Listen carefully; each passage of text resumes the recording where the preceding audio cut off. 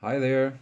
Today we have another special unboxing or uncarring. My car is loaded with nice neon signs. I went on a little road trip through Germany.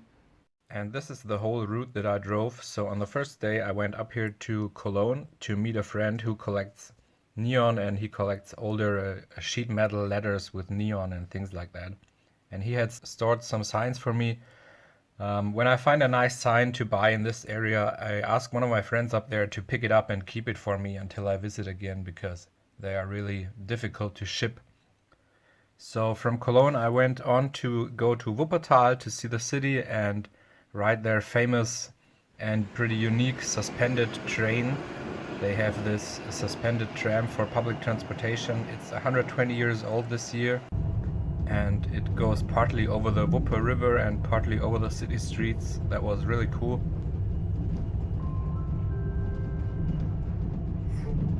Then the next day I went on to visit some people in the Recklinghausen, Essen and Dortmund area. I visited a professional neon bender that I had known before through email and telephone calls, and two more friends who also collect neon signs and pinball machines and had kept some signs from me. Then I drove down here to the Bonn area to stay with a friend that I know from my childhood. He lives there now.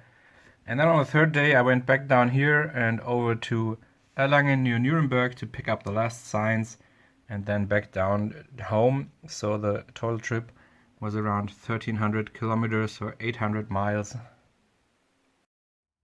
So I'll just show you real quick how I put them in the car. I have this fitted wood board on my back seat that I use to screw down the signs with these metal angles so they don't move and don't fall into each other. And when they have tall frames that wiggle around, I use these wires to give them additional stabilization.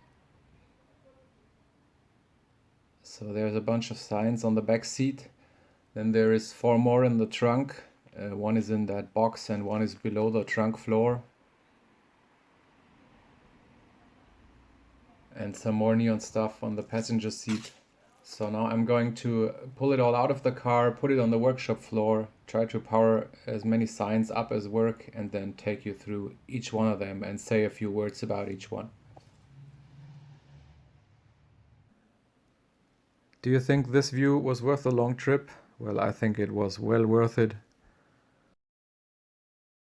I'm using the digital zoom. I hope that's good enough for you to see the signs. So this is a Miller, I think from the 70s, with a gray metal frame. And it has a long original heavy transformer on it. I think it was a two-way flasher. It like alternating flashed the white text and the red border tube. Now somebody just converted it to a European electronic transformer. I'm not sure if the original transformer is dead. The wires are cut off, but I'll try to maybe get it back to its original working state and to its original flashing behavior. And this sign can be seen in the Blues Brothers movie when they check into that hotel that later blows up. Left of that in the bar, in the window, there is this two-way flashing sign. Then this one is pretty similar, just a regular transformer, no flashing. And it's broken at the border tube at the top where the electrode connects, and that should be possible for me to fix. And here we have just an open in an acrylic box, electronic transformer, a German-made sign. This course, I'm not sure if it's made for the European or US market because it has a British transformer that looks pretty original. So either it was original or somebody converted it.